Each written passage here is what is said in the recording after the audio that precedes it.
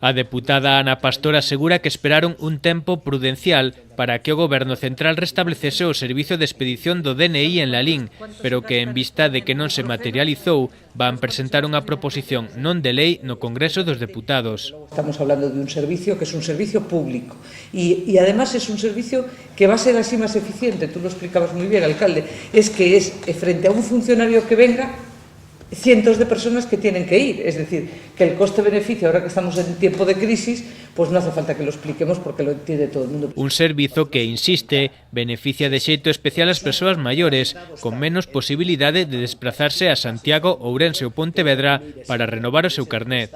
O alcalde recoñece que o delegado do Goberno se comprometeu a axilizar a petición, pero cree que a insistencia do PP con esta proposición vai contribuir a que se poña en marcha antes. Di Crespo que non vai supor moito custe para as arcas do Estado. Mira, é que iso é unha dieta de un funcionario cada 15 días.